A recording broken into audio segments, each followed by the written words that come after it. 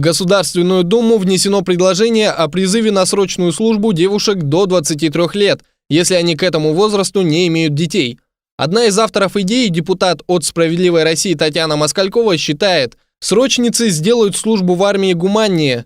Самим гуманисткам она предлагает взамен воспользоваться льготами, например, при поступлении в вуз.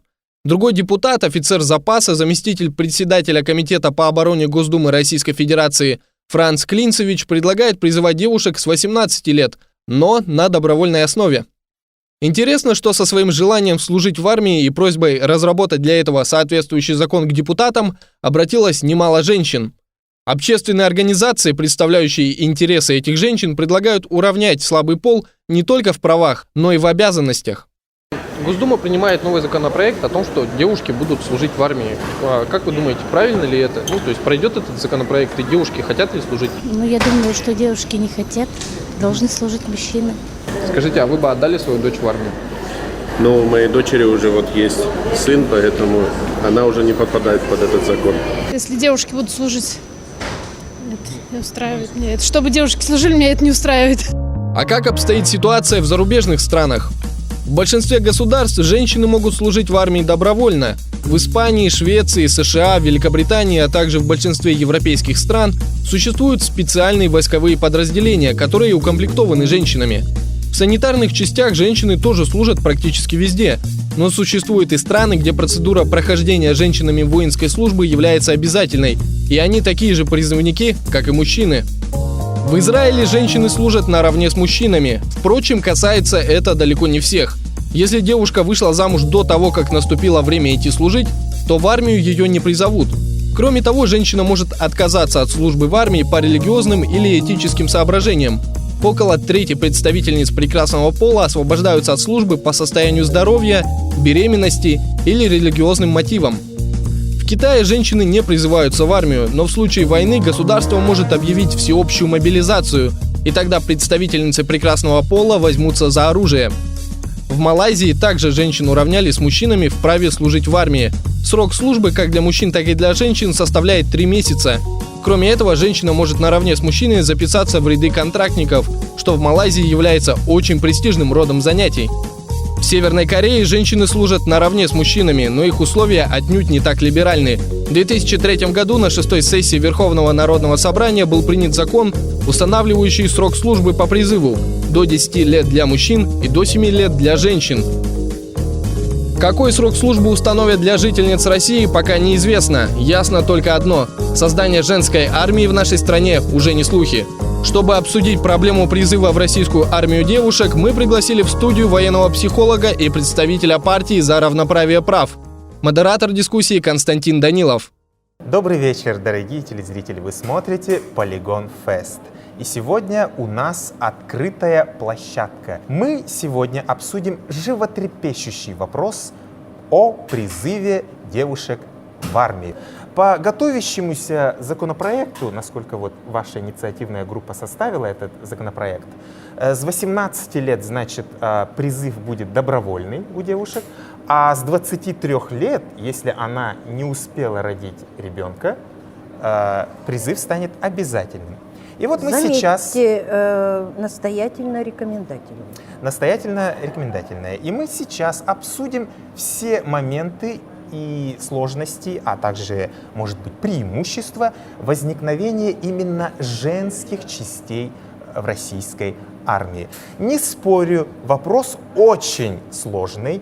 Общество раскололось на 2 части, но в то же время, как считает представитель партии «За равные права», женщинам нужно дать равные права, так как, обладая, можно сказать, уравненными правами с мужчинами, женщины же не обладают... Мы вернемся в студию буквально через несколько минут. А сейчас сенсационные кадры психологического эксперимента, проведенные в условиях повышенной секретности профессором Раисой Арнольдовной Шлиссельбург.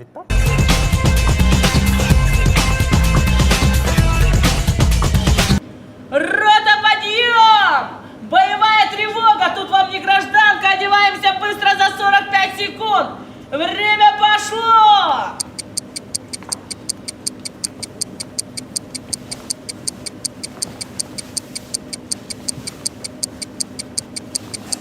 Давайте быстрее, это что за парад мод?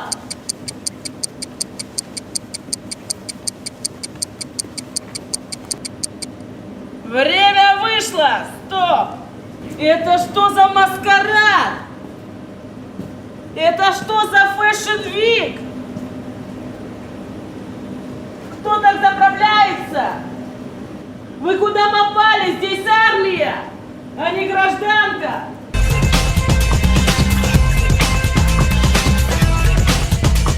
Скажите, вы бы хотели, например, дочь свою отдать в армию? Нет, нет, конечно. Лучше сын пускай пойдет. Do you speak English? Ну, пока наш представитель думает, давайте мы послушаем Раису Арнольдовну, о чем же говорят психологи насчет женской психологии. Вы знаете, в ходе глубокого анализа архетипических ситуаций по методу Карла... Ну, пока Раиса Арнольдовна отвечает на вопрос, давайте посмотрим, как бы вели девушки себя в армии. Лечь! Встать! Лечь! Встать! Ой, сложно сказать. Вообще сложно сказать, что вообще сейчас в нашей армии происходит. Как бы, я даже не знаю, затрудняюсь ответить. Лечь! Команды встать не было! Лечь! Встать! Девушки — это слабый пол. И зачем их надо призывать тогда? Лечь! Встать! Я сам очень долгое время прослужил в армии, поэтому в то время женщины только начинали поступать в армию. Но если пройдет законопроект, то, наверное, правильно. Тем более женщины, которые там не рожавшие.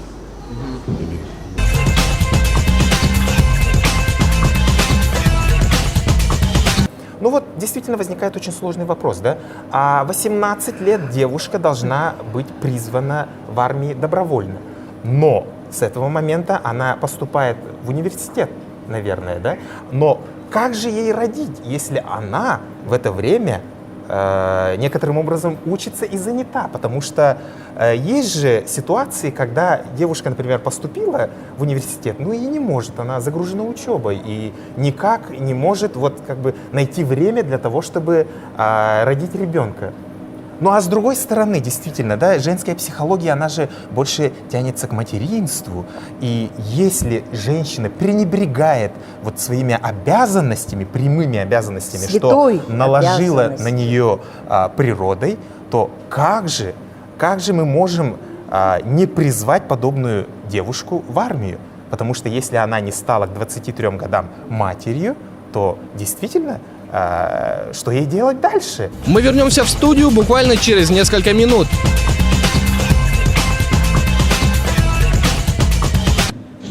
Товарищи бойцы, кто поедет на картошку? Шаг вперед! Молодцы, орлицы!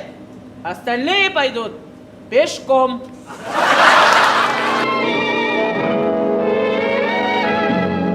Anyone can see I love you. Anyone can see I care. The way I hold your hand and smile in your direction tells the world my heart is filled with nothing but affection. Lock me in your arms forever. That's a place I want to be. Боитесь фотоаппарата? Не знаете, как вести себя перед камерой? У вас нет ни одной удачной фотографии. Что ж, в таком случае мы представляем вам данную инструкцию. Как удачно фотографироваться. Поза номер 1. Данная поза идеальна с монументальными зданиями, статуями, автомобилями, с шедеврами классицизма, с редкими видами цветов, деревьев и птиц. Поза номер 2. Так вы всегда будете удачно смотреться в компании друзей, незнакомых лиц, просто на улицах города и в зарубежных поездках. Поза номер 3.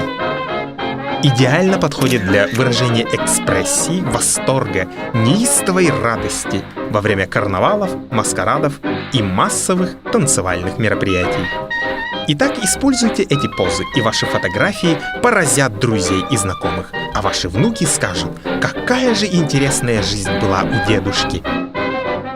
На 123-й день эксперимента девушкам разрешили свидание с бойфрендами. Цель – наблюдение за реакцией и поведением испытуемых после длительной изоляции в закрытом феминном пространстве. Маш, а давай ребеночка заведем, и тебя с армейки раньше отпустят. Ты знаешь, Вася, я вот подумала, может еще года на 3 по контракту остаться. Родину защищать. Милая, я вот тебе принес твою косметичку. Я надеюсь, я все принес. Посмотри. А где тушь? Где румяна? Где все? Ничего же нету совсем. Как я тут перед девочками буду ходить? Одни карандаши какие-то.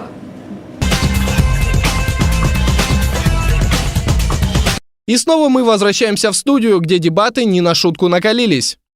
Что же мы теперь получим? Женщин, которые купаются в фонтанах, в водоемах, ведут себя самым, так сказать, непотребным образом. Насколько это женственно, как вы считаете? Как это будет выглядеть?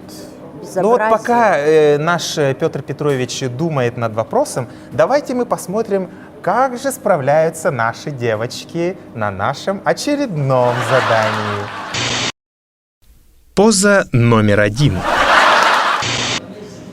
Так, рядовая Пупкина, перед тобой ручной пулемет Калашникова. Твоя задача – разборка, сборка, как на учениях. Время пошло.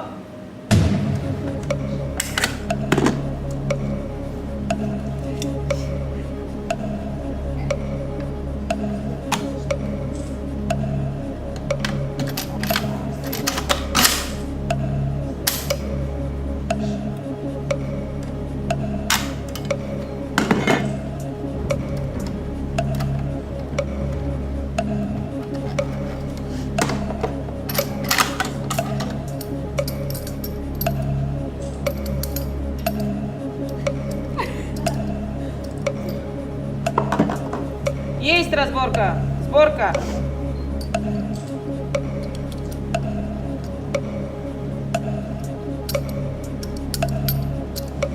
Пупкина, не тяни резину.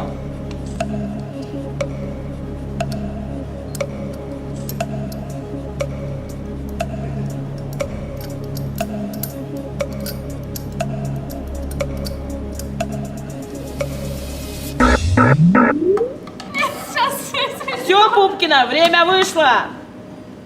Не справилась. Поза номер 2. Петренко, ручной пулемет Калашникова. Сборка, разборка, поехали, время.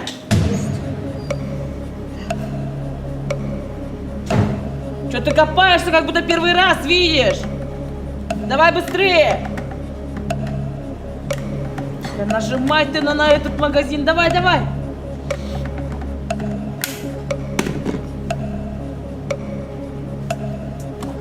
Ай да Петренко, а?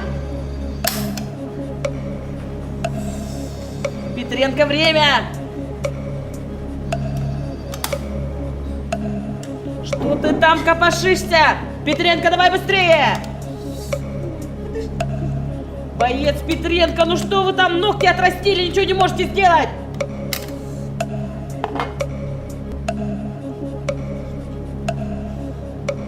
Петренко, давай, давай, давай, давай, Петренко! Это тебе не блендер для моркови, давай быстрее! Все, Петренко, время вышло, встать в строй! Не справилась.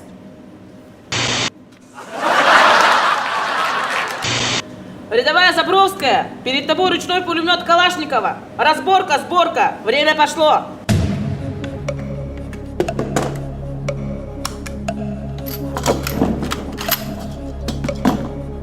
Аккуратно, Забровская, стул мне не сломай.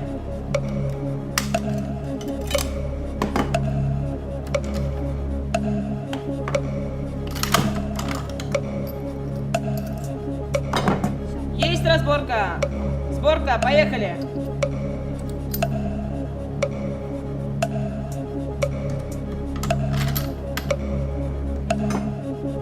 Давай в таком же темпе. Молодец, Забровская.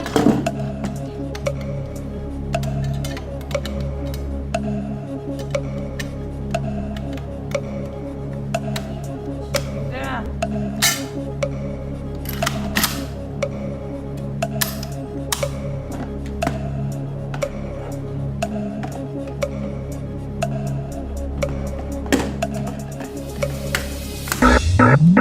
Есть время стать в строй. Молодец, Забровская. Хвалю. Лучший результат. Генералом будешь. Моя школа. Молодец.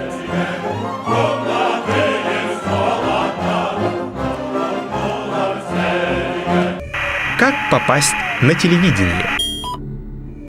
Поза номер 1. Поза номер 2.